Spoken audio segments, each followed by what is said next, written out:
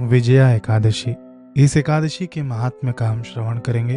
युधिष्ठिर ने पूछा कि हे वासुदेव, फाल्गुन के कृष्ण पक्ष में किस नाम की एकादशी होती है और उसका व्रत करने की विधि क्या है, कृपा करके बताइए। भगवान श्री कृष्ण बोले कि युधिष्ठिर, एक बार नारद जी ने ब्रह्मा जी से फाल्गुन के कृष्ण पक्ष की विजया एकादशी के व्रत से होने वाले पुण्य के बारे में पूछा था तथा ब्रह्मा जी ने इस व्रत के बारे में उन्हें जो कथा और विधि बताई थी उसे सुनो।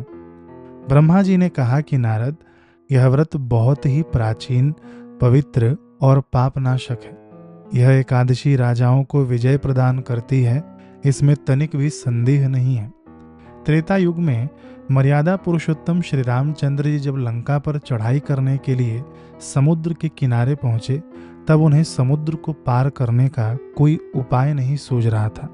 उन्होंने लक्ष्मण जी से पूछा कि सुमित्रा नंदन, किस उपाय से इस समुद्र को पार किया जा सकता है? यह अत्यंत अगाध और भयंकर जल जंतुओं से भरा हुआ है। मुझे ऐसा कोई उपाय नहीं दिखाई देता जिससे इसको सुगमता से पार किया जा सके। लक्ष्मण जी बोले, हे प्रभु, आप ही आदि देव और पुराण पुरुष पुरुषोत्तम हैं। आपसे क्या छिपा है? यहाँ से आधे योजन की दूरी पर कुमारी द्वीप में बकदाल्भ नामक मुनि रहते हैं। आप उन प्राचीन मुनीश्वर के पास जाकर उन्हीं से इसका उपाय पूछिए। श्री रामचंद्र जी महामुनि बकदाल्भ के आश्रम पहुंचे और उन्होंने मुनि को प्रणाम किया। महर्षि ने प्रसन्न होकर श्री राम जी के आगमन का कारण पूछा। श्री राम जी बोले, ब्राह्मण, मैं लंका पर चढ़ाई करने के उद्देश्य से अपनी सेना सहित यहाँ आया हूँ। मुने, अब जिस प्रकार समुद्र पार किया जा सके, कृपा करके वह उपाय बताइए। बकदाल्भ मुनि ने कहा कि हे श्री राम जी, फाल्गुन के कृष्ण पक्ष में जो विजया नाम की एकादशी होती है, उसका व्रत करने से आपकी विजय होगी। निश्चय ही आप अपनी वानर सेना के साथ समुद्र को पार कर लेंगे। राजन, अब इस व्रत की फलदायक विधि सुनिए। दशमी के दिन सोने, चांदी, तांबे अथवा मिट्टी का एक कलश स्थापित कर उस कलश को जल से भरकर उसमें पल्लव डाल दें। उसके ऊपर भगवान नारायण के स्वर्णमय विग्रह की स्थापना करें। फिर एकादशी के दिन प्रातः काल स्नान करें, कलश को पुनः स्थापित करें, माला, चंदन, सुपारी तथा नारियल आदि के द्वारा विशेष रूप से उसका पूजन करें। कलश के ऊपर सप्त धान्य और जौ रखें।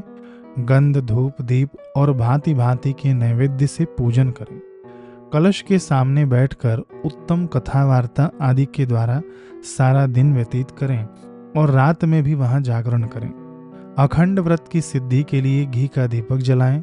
फिर द्वादशी के दिन सूर्योदय होने पर उस कलश को किसी जलाशय के समीप यानी नदी, झरने या पोखरे के तट पर स्थापित करें और उसकी विधिवत पूजा करके देव प्रतिमा सहित उस कलश को वेदवेत्ता ब्राह्मण के लिए दान कर दें। कलश के साथ ही और भी बड़े बड़े दान देने चाहिए।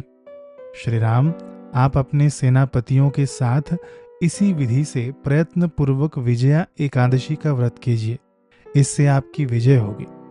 ब्रह्मा जी कहते हैं, नारद, यह सुनकर श्री रामचंद्र जी ने मुनि के कथनानुसार उस समय विजया एकादशी का व्रत किया। उस व्रत के करने से श्री रामचंद्र जी विजयी हुए। उन्होंने संग्राम में रावण को मारा, लंका पर विजय पाई और सीता को प्राप्त किया। बेटा, जो मनुष्य इस विधि से व्रत करते हैं, उन्हें इस लोक में विजय प्राप्त होती है और उनका परलोक भी अक्षय बना रहता है।